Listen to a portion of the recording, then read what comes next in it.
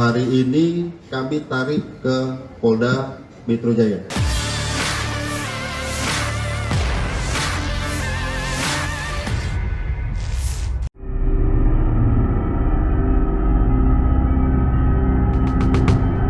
Polda Metro Jaya mengungkap di awal kasus ini masuk di Polsek Pesanggerahan.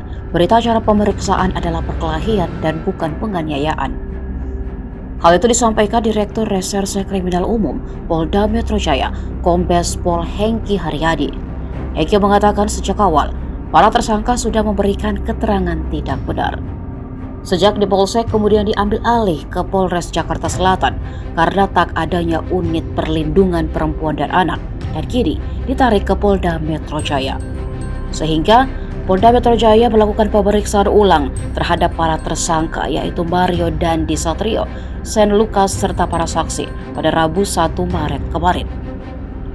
Dan juga bukti chat dari WhatsApp dan rekaman CCTV. Untuk temuan baru ini, Hengki pun mengungkapkan adanya perubahan status saksi AGH dari anak yang berhadapan dengan hukum menjadi anak yang berkonflik dengan hukum atau disebut pelaku. AGH sebelumnya bersikeras melalui pengacaranya jika tidak terlibat dalam kejadian di kasus itu.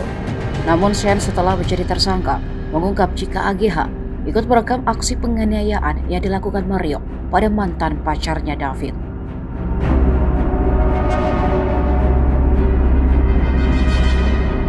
Hari ini kami tarik ke Polda Metro Jaya. Mengapa?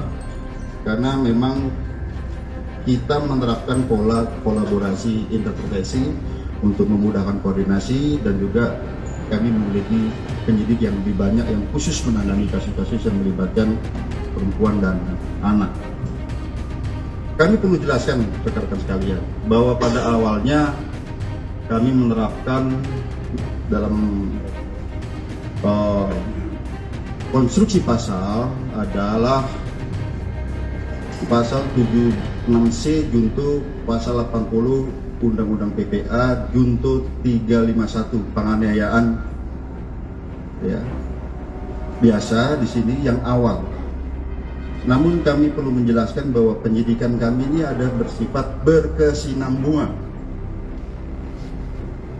Kami artikan menganalogikan seperti ini. Misalnya kita sekarang sakit panas, tapi panasnya karena apa? Kami perlu ada pemeriksaan lanjutan. Apakah ini tipes?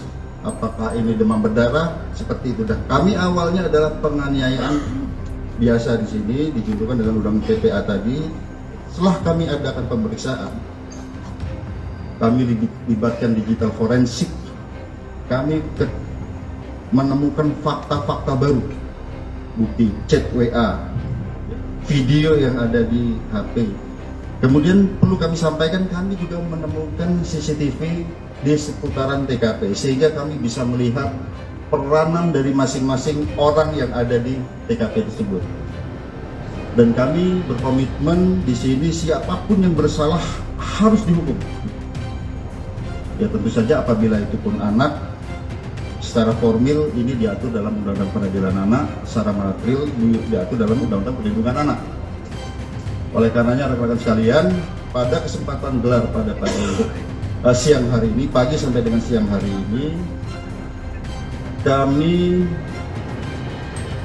menambah konstruksi pasal baru terhadap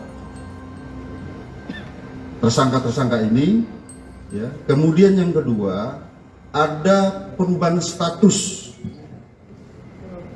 dari AG yang awalnya adalah anak yang berhadapan dengan hukum, berubah menjadi atau meningkat statusnya menjadi anak yang berkonflik dengan hukum, atau dengan kata lain berubah menjadi pelaku